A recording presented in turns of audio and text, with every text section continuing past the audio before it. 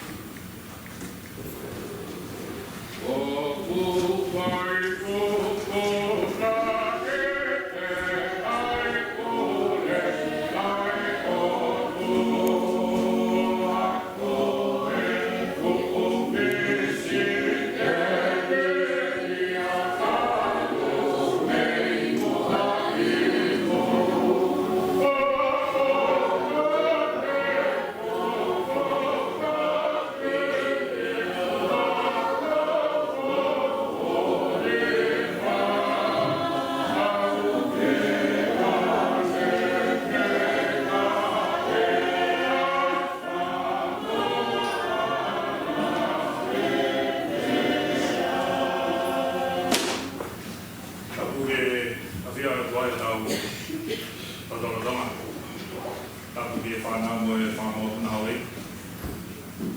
Tapu ke hakailan ko tau e tui. Tau maa e kore ko tāpure. Tandai kwai tau, kuri hisia, kwai kau ako, Justin Motofi. O se tuata, kau maa e kau malokanga o toa Siasi. Pada pawahi, i he Fefine malanga e ahon. Ai whamiri o toa e aki o Mounga Heamoni. Kai o maa ai whamiri ko ia whanamo ki he ui. E a whata pawahi koki, ki e whakofonga. Ai pure anga, ki o tau wahengani, wahe Northshore ki. Shannon Howard, Ruhi, ko e te kau whatahu tātou. I'd just like to grab this opportunity to warmly welcome you, Shannon, to the house of the Lord today in Mounga Heamoni. As you are a believer in God and as a Christian congregation of Northshore, we believe God will work in a mysterious way. And just as we are about to have our yearly ceremony of families giving donation to the church, and we have a big project coming up trying to enlarge our church.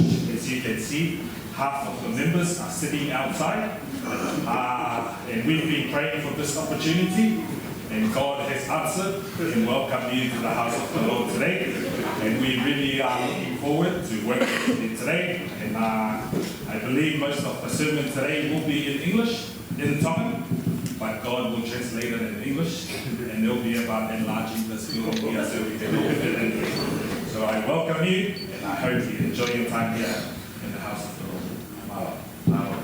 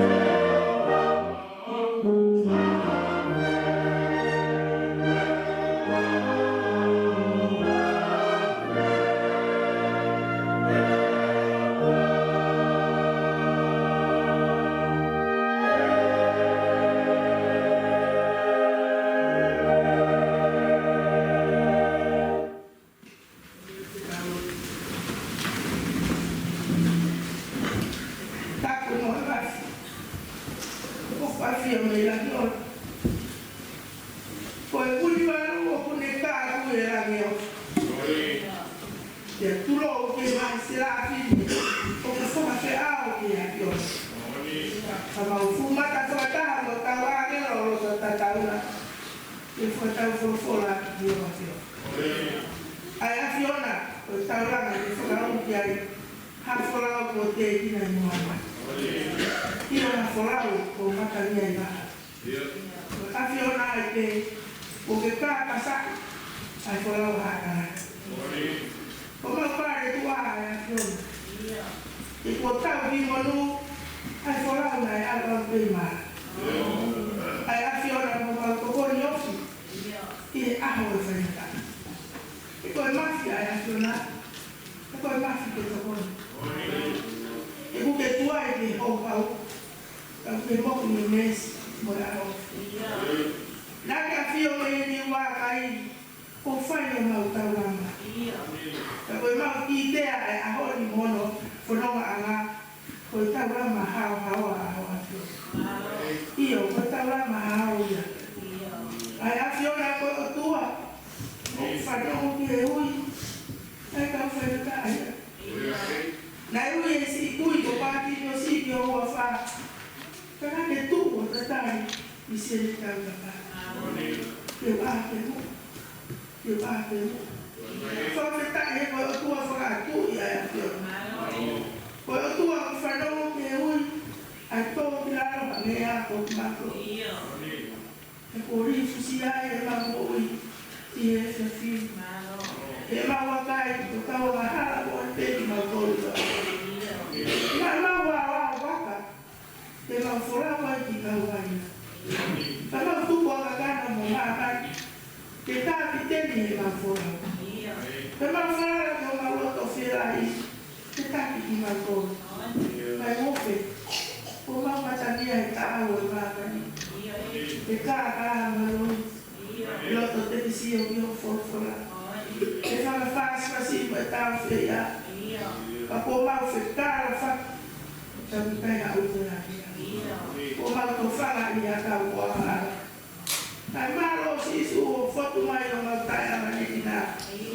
ya ofo e ma mo wi ko foto mai ko mama e tai ka wo ma busi ai ka ma fa feta o que te queda no es un to mo no ta mai que o me ya o mo no me ya fue feta no la Maria malo si su of ko ma ta Maria no fa tu mo que ha tu la ta pa ma ko re ese ma lo tu ma ki fo no to aquí fo no ara ka i o tua ta na si ba ya le ko ha ya ya ma la Maria ko ma ko no ya ni ma ko si su ko ma ke no fa mo tu mo que malo e pe fo lo ana fai po no tu mo toma o ma ko fi ta mo ona mo toni toma fo lo mo lu ia tu a casio tu que tu lo a lu ia to ya to mo ai tu malo tu que fo lo ma se ta tu ai e ho ko pe ko la no lo ni ma man ki ta tina ya wa re ma ko ma so no la me no ai lo ka ma lo tu ma siasi o ba ka lo tu na fio o que ka que ai o ka kai o na tu ta mo tu pe ta ya fio ya mo ma pe pe e ka fu ma ba ka ta ko ba ka ma fo la ai o ta ha le lo ni ma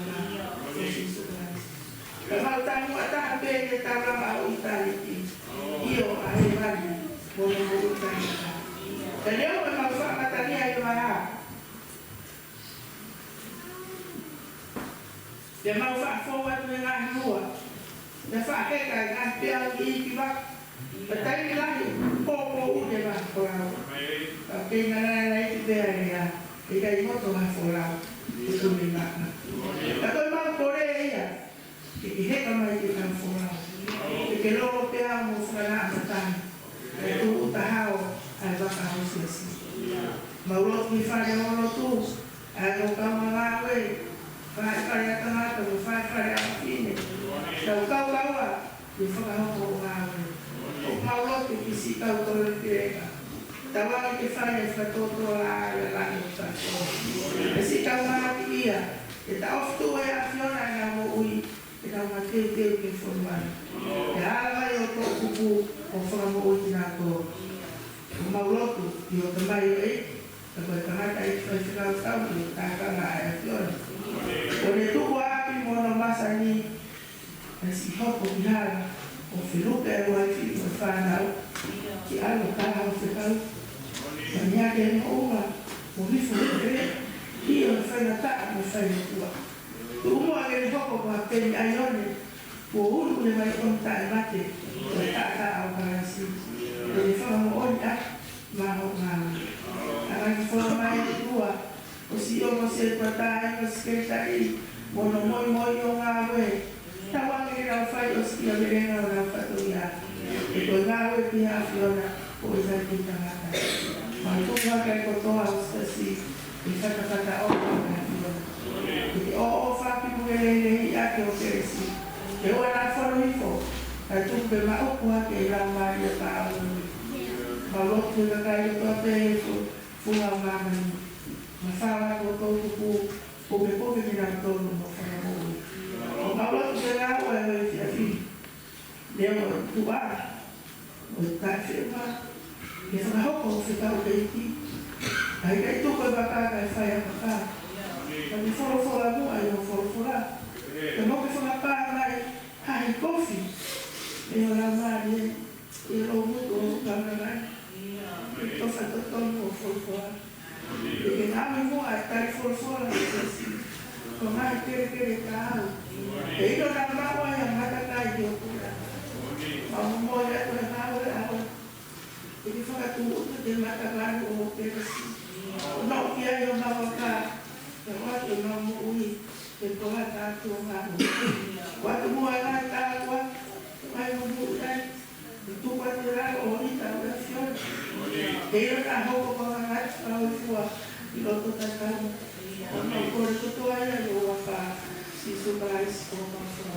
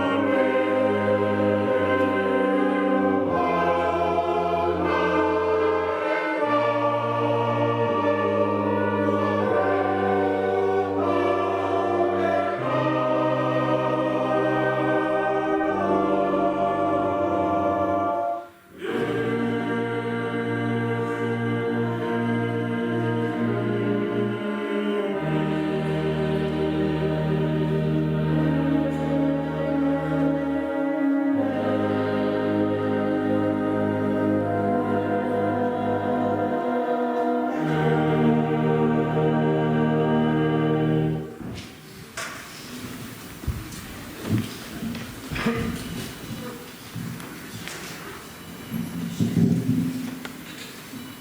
mani magkasabi, ay kumataraw ni Uwake Lesi, yung nono, at ipapagay po mamamahin.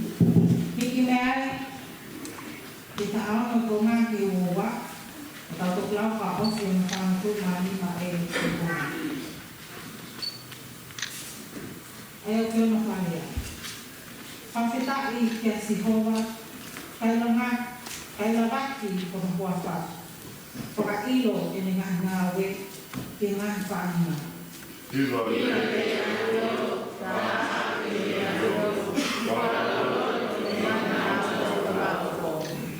Kole-kole ino makuwapat ha, Efefia aloto, pakakumi kaya si Hova.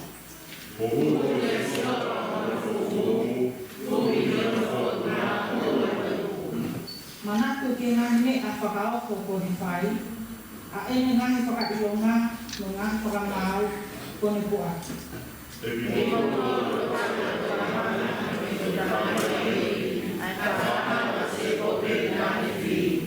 Pero yung mga nakomi telefonwa, o ni mama ko to ako na palalaan ama.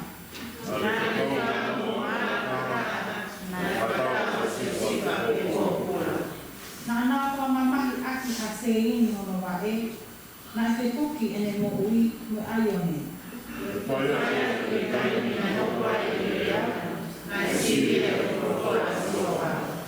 Tikawa ku pui obeteia iyo na pakaata pule tengah fahanga.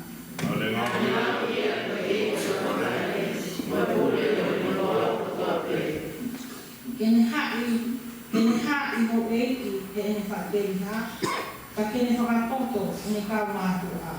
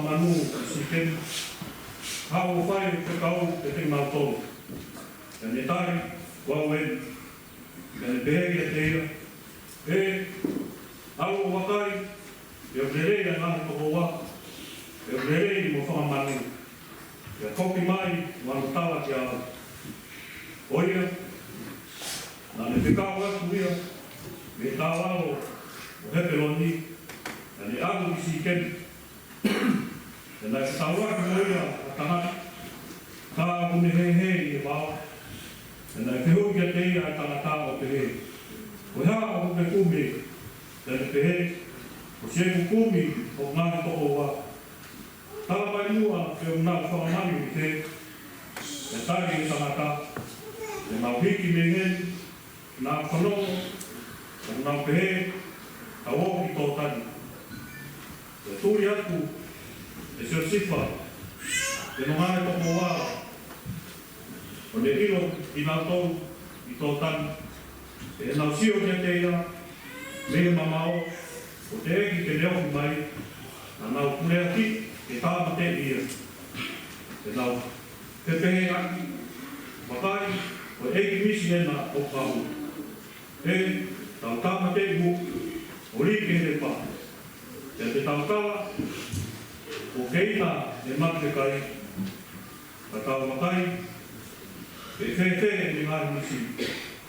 E whanongo ki ai a mūpen, e ne whakahauhia, me te ngā tōru e ne pehe. Oua ngā tawala e ne mo ui, e area e ne ngā tōru e mūpen. Oua e ne in toto, li ia ke ne pā, na i e toa wha. Oua e ala ngā rongi ke te ine. E uia, tokua, a ne whakahauhia, no nā ngāri ni mā. O kua koki ke ne tamai. E koia, i ea mai a seo sipa, me no ngāre toko wā. Na nau toko, me a seo sipa ono kofu. A kofu kure kure, kone ai. E nau puke ia o ri ke re pā.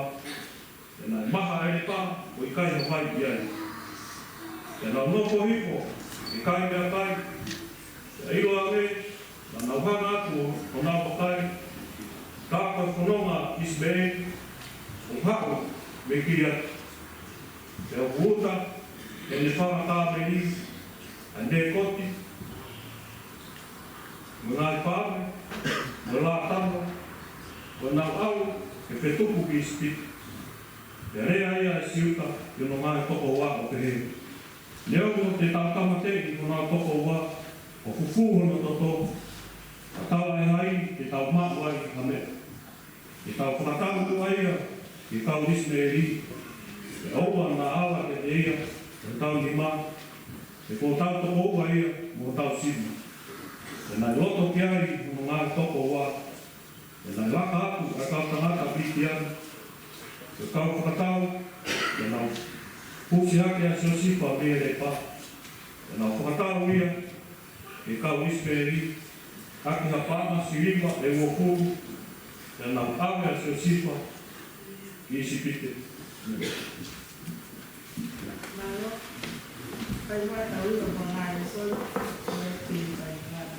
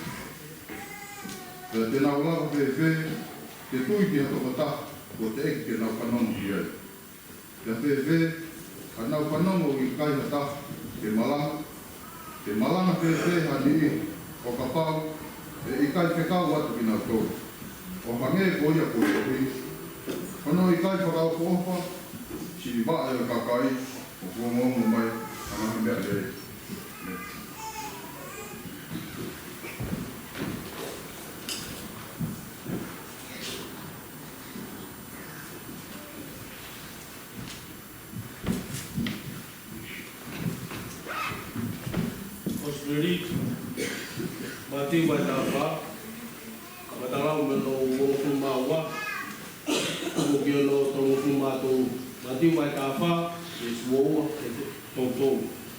Ayo peno itoi. Ane hangareva si suo fekau kwa maro ni ke kau ako, ke fei moheka ke waka, umomua ia te ia ke kau bai. Lolotonga ne tukuange ia ai kakai, hiri ne tukuange ai kakai, ane au hake ke mounga whaka ia pe ke ro. Te iene fiako uri, na ne iai toko taha. E koe waka kua o ki he waa maari e, whai ngata ia i he peau. E nai tokai e matangi, e hono whaa o wasi i he pōko ia, na awa to sisu kia te kinau tolu, o kune haa ere i he tahi. E he sio kia te ia he kauako, o kune haa ere i he kukahi tahi, na nau kuputu, o nau pehe, koe whahai kehe, e nau wheke, o nau manawahe. E rea e sisu kia te kinau tolu o pehe, pie maari e pe, ko au pe, oua e manawahe. Te tali ki ai e pita o me pehe. Eki, ka pako koe, te kau ke o awatu i he fukahi vai. Tia me pehe, hau pe. Te ahifua pita me he waka, o ne aha ele i he fukahi vai, ke au kia sisu. Ka i he me tokana ki he mālohi o matangi na ane ni fia. Pea i he ne kamata, whakatoutou moloto i fo na ane kalanga. Eiki, whakamo'uia. Pea mawhao atu lewa e sisu hono lima, o puke ia, e heki ai. Ai tui mai vai, koe hana ke tala ai. Pea i hena heka ki he waka, na e talolo ai matangi. Te koki nau tonu na i he waka na anau tulutui kia teia, o nau pehe. Tā, koe alo o tua koe. Amen. Koe mai koe ni Siasi. Koe amlaki, koe hoko si tā noa mai whānau. Koe hoko ia e kōpiu. Koe malo hesi kia. Bea ni tau koro. Moe apia ko tōle rei. Koe te ngai na kōruru. Yo kita mai hesi koe. Tene mani kau hisi konoa kau koe mo koe soa. Tene kei mo uite te ngā koe ia. Me la futo fa sapate mo he mani. Koe te mawhakatata atu ai ki tā noa. No pe no lua ko ki baka.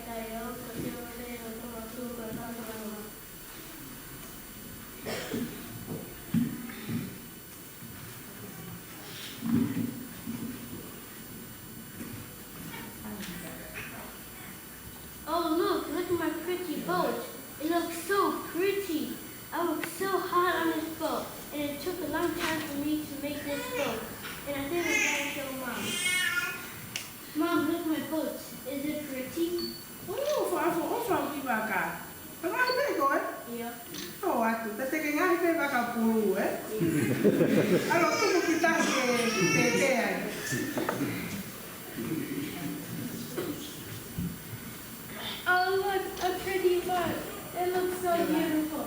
It looks like this is worth $100. I think I'm talent to make money. Bike for sale, bike for sale. It costs $100, bike for sale. Silla, what are you doing with my boat? It's my boat. Give it back to me. It's not yours.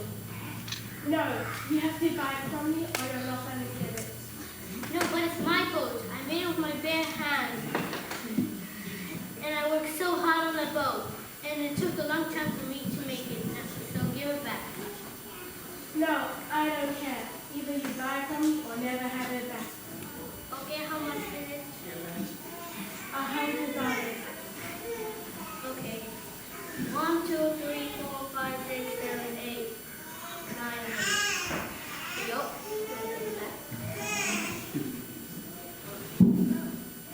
Oh, boat, I missed you so much. I love you with all my heart. And I made you both. I made you with my bare hands. And I worked so hard on you. And it took a long time for me to make you both. And I'll take care of you. And I'll treat you well. I love you both. Whanau, Siasi. Ko koe moa upo I waka. Nai ngā hui e o tua. E nai tuku mai ia, ki ne whoraua ai mamai ni tau ia. E nei kaina asia e te moro. Ko ne awe o tua whakatau. Sa koe ko whinangara ofa e o tua ke whahinga o tangata. E ne tuku mai a sisi karaisi. Ke te kia he korosi. Ke whakatau koe. O au, ke whokiangi e te ia. Mone e tunaki. Ko more o ta tofi a, ko ta api me rana. Ko e whakatau e ia, o ne ofa api mai. Ko e ofa hou, ko e ofa rana.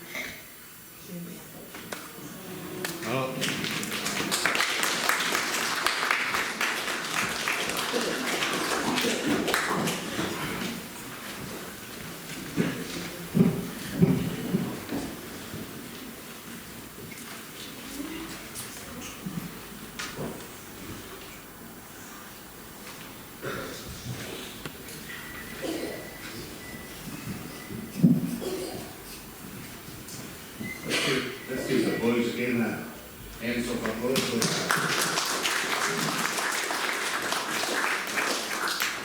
All the way from Waifu to join us in our service and to preach to us today, which is we truly appreciate it. I need to find out about the There are two sacraments that celebrate within the life of the church. One is the celebration of the sacrament of communion. Second is the celebration of the sacrament of baptism. And this Sunday we recognize today the life of our young couples within the Tongan Methodist here in New Zealand. We just started gathering last Friday for the first time, gathering our young couples here in Mounga. And we are so glad that today we also going to celebrate this moment, baptizing one of our child that we call young couple within the church. So, Rafamaro de Tua, the Kapat Toyan, the Bopua Family, the Mohammed, the Kawi, the Farma, Famana. I not family for all a young couples where Siasi. We we listen to a call. We are two, we are Matua. They don't take a phenomenal but I told Matua. We find very Kafala. Then we have very Kafala. The Kavok, the also have the baptism. The Blagay Wamai, my name is Heamoni, family of Humbato, the Omitahi, the Valu Vista. Oh,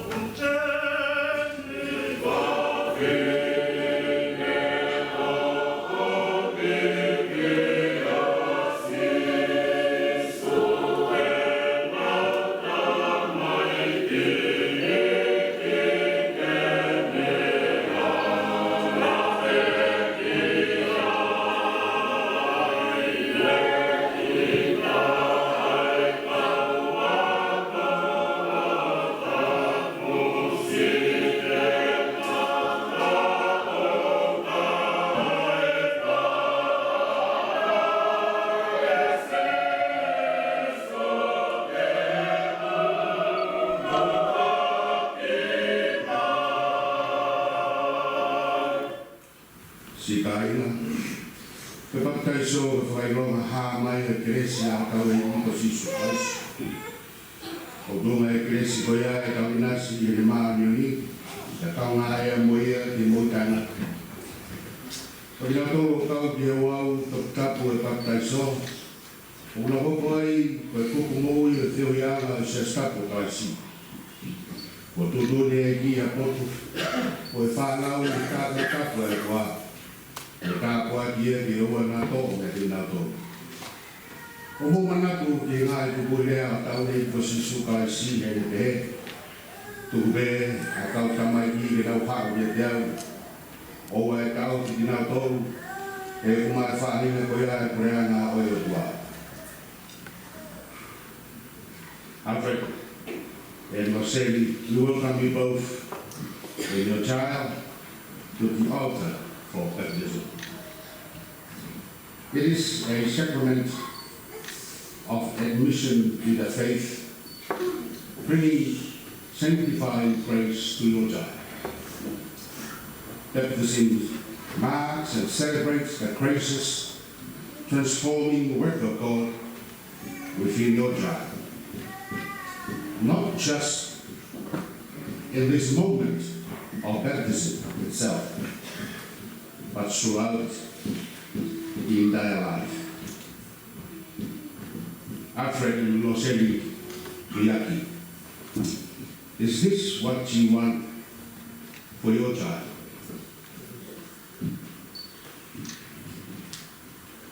Do you dedicate yourself to build and maintain a home in which Christian values such as love, sharing, and forgiveness are developed?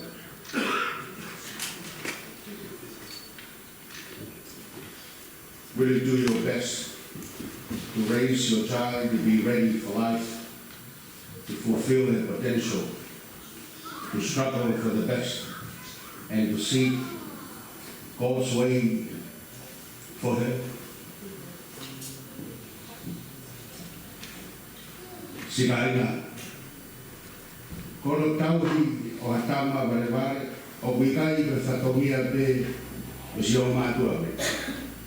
Kau ki ai whoki mo e kuku kotoa, mo e kāinga mo e whānu. E mo wangi mai o mātuani, mo e tofia koe, o whakoloa aki nawa, aho mo o whā, ya mo e poko. E ke kau whata, mo tau hu whakaisino, o whakalau maari e, ai ka manifo.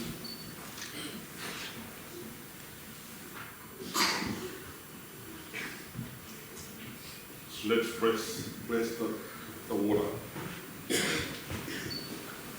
Through your Holy Spirit, fulfill once more promise in the water through Jesus Christ.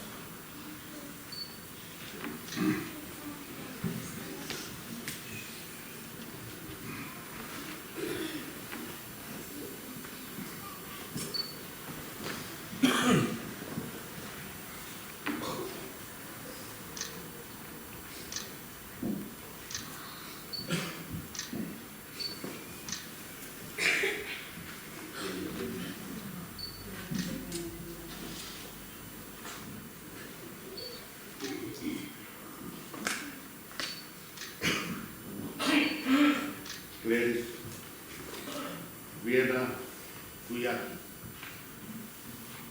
O patai sogo e wafai tamai. Lau, lau mari e mario. Lau, kapatai e whamoi. Tau whakahua tai e. Isa stapo kai si. E wapa tamai, i ngā hau, ma lawari, maru. Koko koko, me ni patata, a siasi, au kau kere.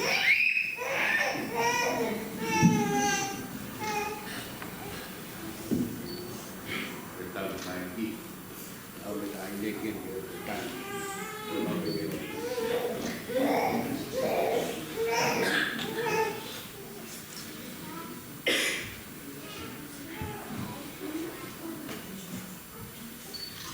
Siasi,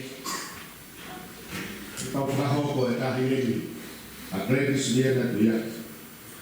Tau whakaho e ki Siasi kapo para si kuri, ia kuni kina e ngai pakakiri ni tau mai mui whalaku. E tau hia mo ofa ke teia, tawangi ki heo o hamate ato Christ. O tau taitani leia ki tākanga tapu koe ni, te tākanga e tui. Te mei o tau whakawia koe Siasi. Te mōrota ngai i hawhia ia aki o mō whā koe whāmare more. Te mōrota ngai ke lotua ia, ke whiohi moia. Te mōtahoni whoki i heo mātuani, i o tau ni mōko ni kina, aina tamani e tōnga, koe whakanino hino a tau e ki. Ka pau ko mōrota o ia, ia mō mea aki i oro.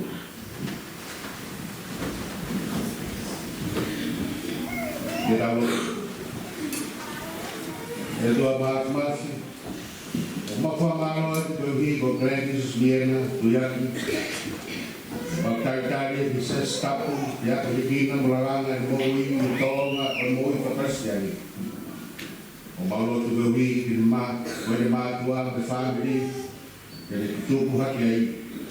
Nā whakaine mōi hawa, ai whānau i no tau tui tataru, ia o sia e whaino hino, ai e nai rea ki e heki, o mai whahina ko ia, ai preanga he rani.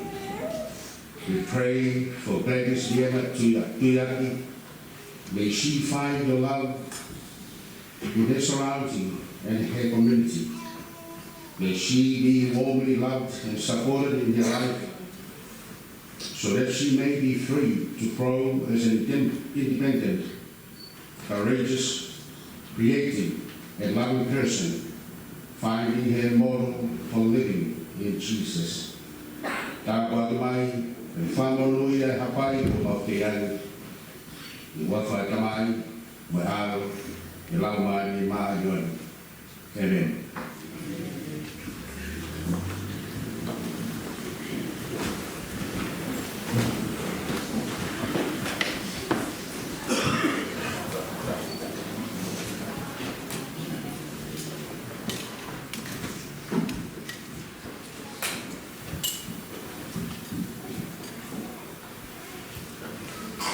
Part of our celebration today, as you just for sharing last week we opened food bank here for the first time. Share what we have with those in our community that we need. And we started last Sunday, today is the second Sunday. Poi kuna ke ua mai le se ka hino ia o kuna ta e la kapua la ofa poi ko o te ka fereko.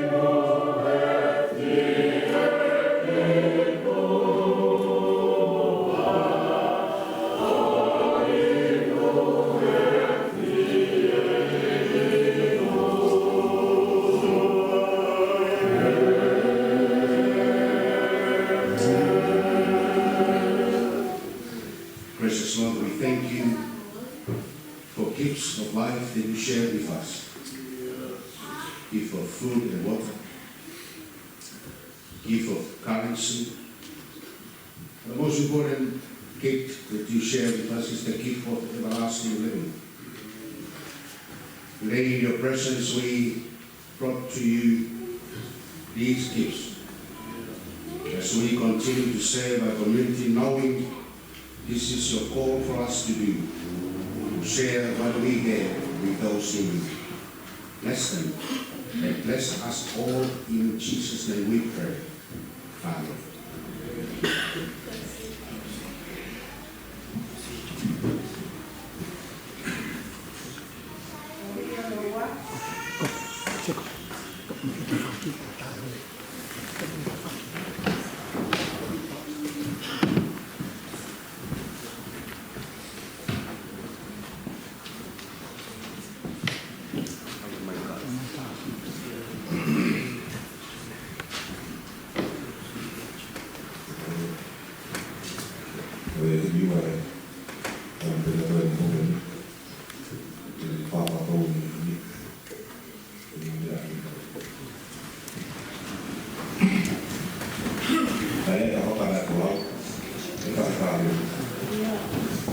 Kosipeli alakia.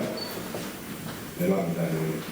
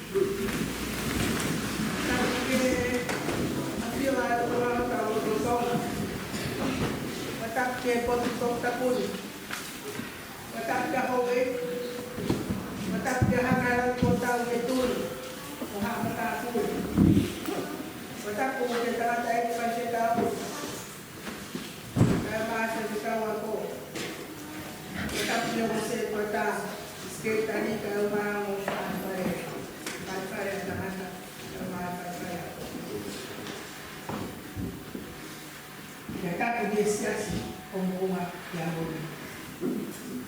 Yatatu vyangulani mwasola, okufia wekanayo wekua Fefine. Yatala mokapu, yatala mokapu. Yatala kisini mokwani. Kefuyo kama kutufa bai. Keukawo na alani wa hapa. Lesi malala. Utoye me Kosipeli na Anau. Ongongere o sisu karaisi na hitoye mati. Ufuruma faa wa he. Ako ufuruma fito o lesi. Mati wa kafa. Lesi wa fito. o via e rea koe. E pehere la e si su ka te nā tōru. O pehe. Fie marete. Ko aue. O na kai. Ia ki ka mea ku whakatū ke whakamaunga kia e tara noa o ahoi. Fie marete. O wa e mana mahe. E ko si su pe. Kalau me kamatanga lo whakaristiane, koe whakatai pe Siasi ko hamaka. Tau whahiwa na ea hamaka na whorano e tātāni. O kei whai whalawa e ki mohoro kakai, pia mo ua e hamiri ai maka o Siasi. Ko ia e pea whalawa, hatau whawhuka mafi, e kai wako ha whalawa, tātuwa. Kina no whakara e sisua e tō lau a whe. Ani whakaheka e kawa kōki e waka ke rau kōmua ke kawa e tā. Kai he anwa ke ia whakahea te ki mō wate lo. Te e Siasi pōri, waka waka ke waha maari. Te tokai e matangi me na whaira tā ia e te au. E he wha o iwasi e kōko ia. E haere toa sisu ka te tātou me whakakai. Kena whekekei, kena mana mahe ko na kutu. Kena whakakau ko whaha kehe te kua te moi. Te alea ewa e sisu ka te tātou o pe. Whia maarete, ko au o na kai.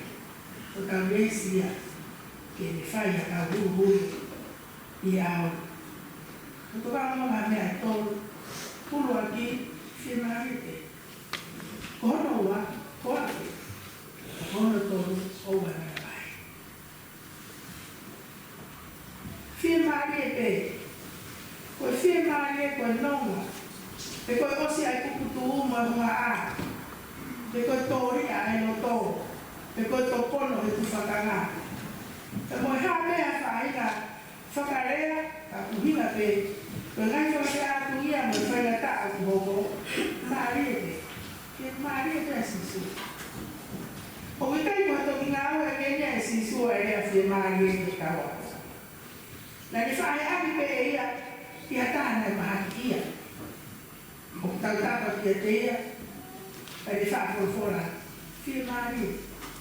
O whamu uto e hoa tūri. Alu, o whia maari e, o whamu uto e hoa rā mahaki. Ka koe pōko e ni, me tō e matani ka hou e tahi, he nei tokai e matani. E neiri fia mo mana mahea ka wako. Te makai e te pe e si suia o le mea i nga whai a taia. Te ane whai a tia i whakai tahi. E koe mape taha pe ia. Mape taha e te toko ni, koe lue a te pe e matai. E koe wime kai ngā waka ia. Te tua ia ka toi takai. Ka mono wale tahate. Koe lua te whaka. Ke rau nefi. Koe ne alu atu i whakahau. Ke nei. Ke nei e. E ni ke siwa ka wako ia me pe. Tāma whakau i nāko. Tēnā sura tāta o uhua lue mai ni whungatai. Koe na whakakau wako mea pe. Ko tāte te ne malava. Koe tō tāo te moro. Te whaake. E kau pukutu mo kana mahe. E pame e pare a tokoni a sisu. Fie maari e.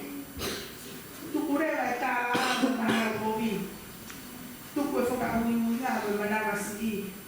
E tuku e whasi ame na nini. E ko sisu pe e te me lama. Ke lue mahi tumatai. Ka fie maari e. Ko motono a ngai whawiri whanau ki e ui. Whakahi te mana mahe te moro.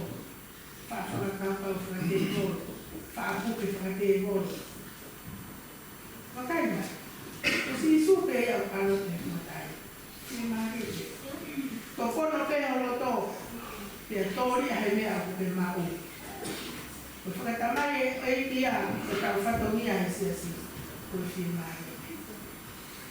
Ono wa, o ape. Kua mai si su o whakae au no hua whāke kaua ko au.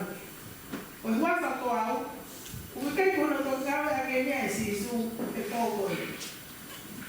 Nani whakawhora te, kua ui mai ne monia, kua ui koe matapā, kua ui tampelei.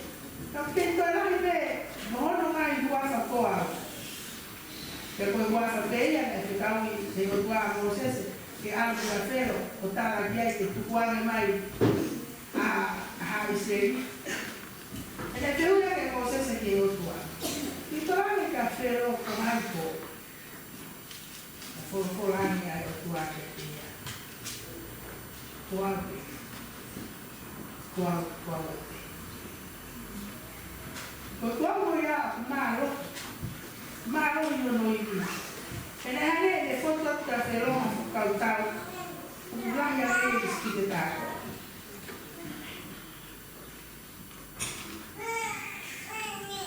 Me pehe pēr kōko i. Me hanga e si suo whakanoma hana roto. Mo nai puku te u. Mo ni whora kuape. A mone na te mahuta e ni pia. E puku e kāma. Ke kumaro ia ke waka ko a uia I he tahi mo I matari. Nea mo ne toka I, e nea mo ne hou, mo ngahi pea ura lahi. Kau kei maro ia ne te ai waka ko a ua. Ne te ngai ko a uia, tari ko a uia, hage ko tari ka mere ia te pare I. Ko a weni ko taunanga a he. Ko tukuroro ia mo whakatō pilai. Te whena e tai koa wa aisea, koa wewi te kau au. Ko koa wia o whakawai mai, ko korei ai kara motua. E whenu mo sosiua. Koa mo whae, ko nau tamas. Ko koa wa tupa, ko whakawai. Koa wewi ei, kau mai a whakawai. Ko whakawai, mo tamai o whakawai. Ko keo koa wa whanau kaslowa. Te kongai pōre. Ko whora a si suke kaua ko au. Ko tua. O kukure I he mea ko toa pēki ka tura te pilani mo mara. Nai whaamiki whanau te ui. Mo maa siasi. Ka koe ia ia whai ngata a kuhoko. No mo maa. Whakai mo ua pē. Te koe whaamiri. Te koe tamai. Te koe whae. Te koe ngane. Te koe Fefine. Te koe toko ua. Manaku, o que é o que vai amar ali? Ou fora o povo vai amar ali? Ou vai ser o fazer o racismo? Fazer o bem aqui o ouvi. Aí a água do ia que vai botar. Eu só quero não agora. Firma ali. Olha, olha todo. Olha. Pwede au wa kukinga ya kontak. Kapag tawa kaya sa tao yung mukuru, kung nga yung owa ya yung ay ako huminga ya kontak. Owa na kita. Owa na kita ako. Owa na kita ko sa moni lo. Ko ha ko na yung owa, ko sa ko ni hiti mai ko sa tao ni owa. Kaya na. Kaya me owa kaya owa. Tak ya kaya. Ko owa ko ni ko la ke si su ko tawa ko owa e mai ai. E fora to mea. E to la ya mana mai e ko mana ko e. He me ne totonu. He me ne tau. He me ne mau. Ya he ya ke fereke. Ai ne hoko ke kawa ko. Ne na pupu tu mo fereke una ko. He tau I pena he o na manawa. E tau pena pau te tau te he. Ne nau I mate ai pe he o na manawa. Ai hangarewa e si su o tau fitu. He ua harai. Ua harai mo ui e manawa he. E koe manawa he koe ana harai. Foki mai e manawa o rotua. Ai oua e he I whiri. Se mo te moro. Koe nānuma pea o e kouri. O whea mo te oro. Ia toe matangi he kau wako, a konga pouria. Mo whakakau kau whahake. te hange ko tanga kau taua. Koe pō ko te moroa te whare ko whare ea.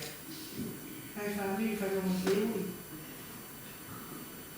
Ka oftu e hotu wā, ai aha rāni whai wa tāka. Ka pau te tau wakai, ai whakakau e aho e mari, te puke ni maaki, e hongo mea mari, te ala e whakakau ki wana ni maaki. Te tō pehe mai ni whakakau. O kuna tolu o whakahoko e rotua, ke oua, la whakamawai e kala. Ko ia, tapu apito e mawai e ia.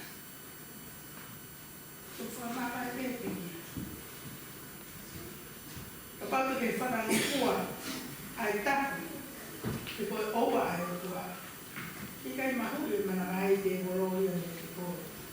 Moi whamiri, moi siasi, moi whakua. Te musi awe mo e ki apa. Toi pore e mo whakai.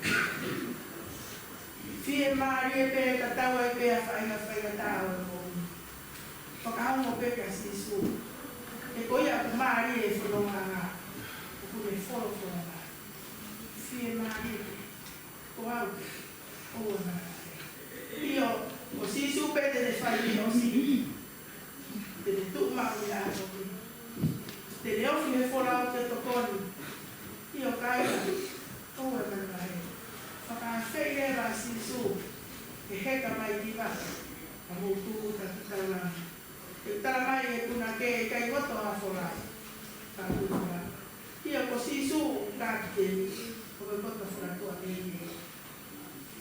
Tau whanua e fora au. E tala haku. Ai whamiri whanau te ui. Kai maa siasi mo mai Heamoni. O mui mai utua. O mui mai siasi ke ngai patongia he lotu. Hiki me lotu whanongo. Ke lotu whiuni. Ke aku naki. Ke maranga. Siasi. Ka whanongo mua ke e ui. Ui mai a ngai whamiri. Ukto whanga. Ia ngai whainga. Ke ka wafe kia i lotu politi mako. O whotu watu. Ka mui mui. I he tūru. O moro mui wa. Ia sisu karais. E lara i te tau a whea. O ka taha mo sisu. O whanongo ke ui. Ai kau whanongo kaya. Kau whanongo. Fie mai. O au. O mai mai. O waka tu mai. O au. Lau mai mai.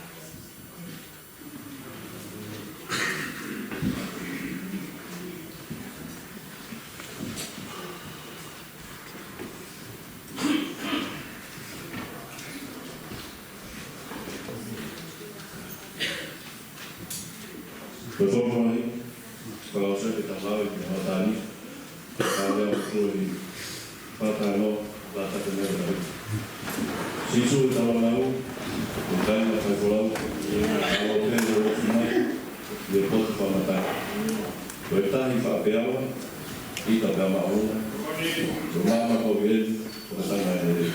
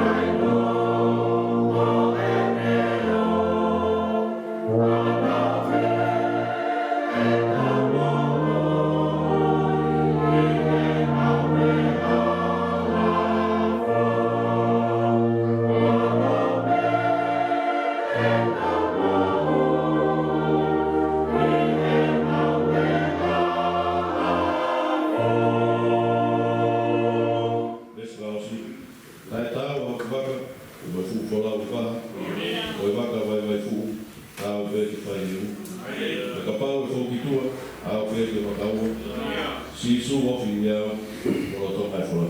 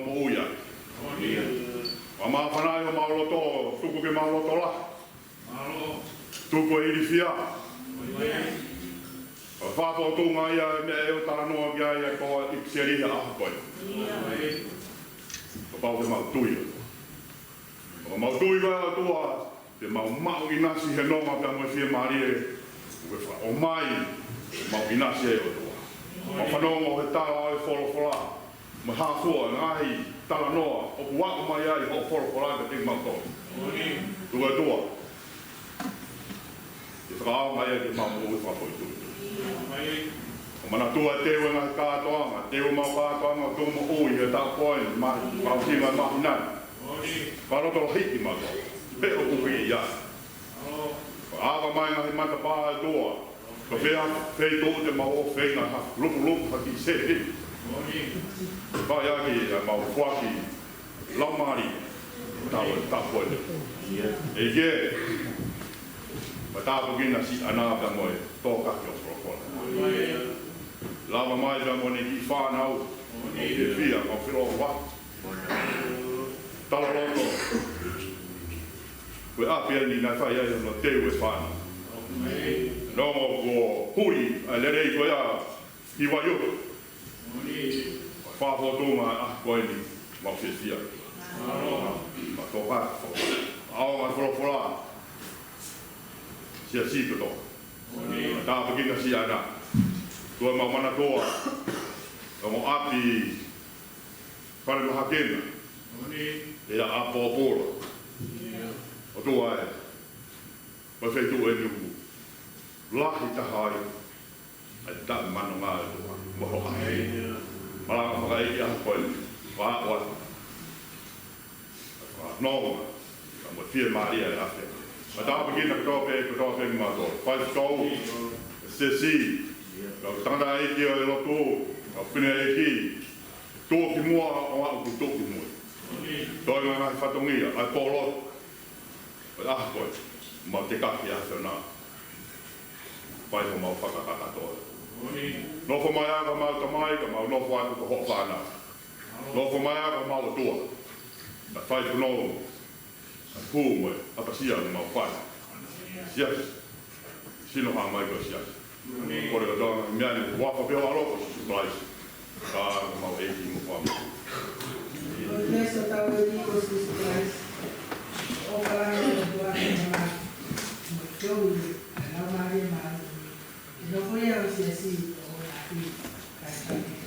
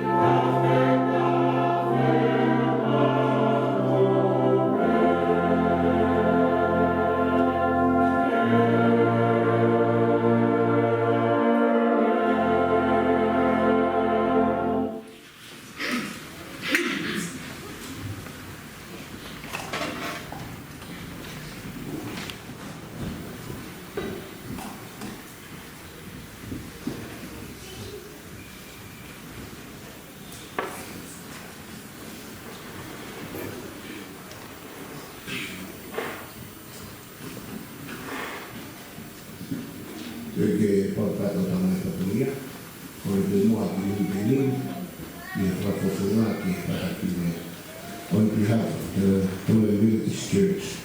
I would like local MD, Heamoni,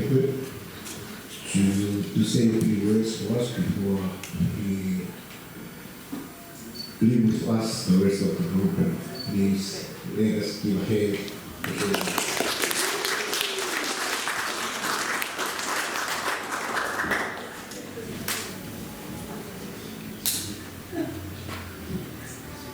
Ai te atua nana nei ngā mea katoa.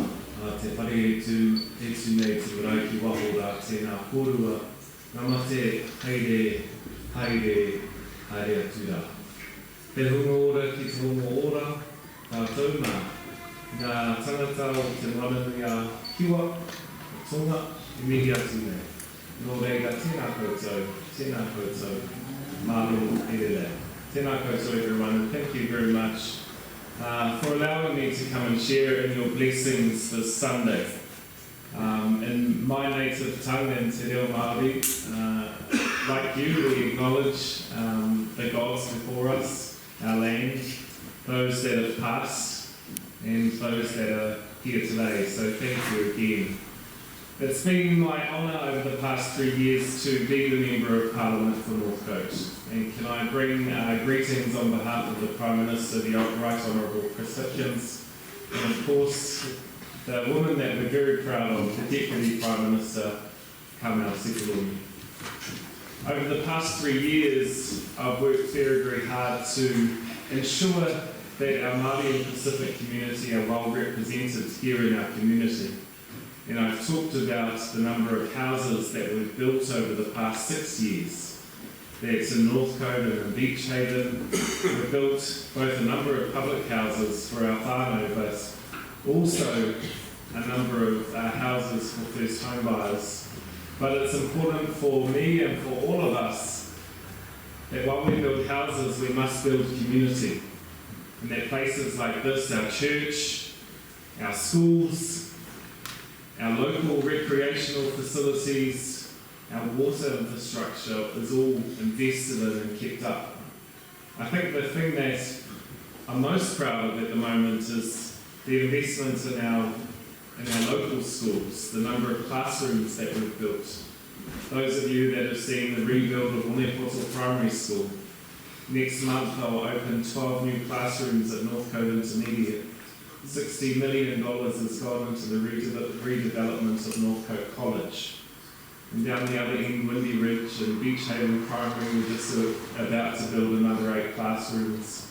Birkenhead Primary, we opened 12 new classrooms. Now these are the things that are important because as I look around the room, there are so many familiar faces. I know many of you well, and thank you for your support. But proudly, I also know our children well. Your children, our young people, who I've seen in performing arts, I've seen at their schools. And when I walk into church this morning and they recognise me, that's the type of leadership that I want for our community. That I'm not here because of just Labour or Prime Minister Chris Hitchens. That I'm here as your leader and your Member of Parliament because I'm the person that you believe in. And I hope that over the next few months that all of our families take a very good look at what every party, including Labour, has to offer. Because times over the past few years have been very difficult. We've had a pandemic. We've got some really big challenges with the cost of living. But most of all, we've got to ensure that all of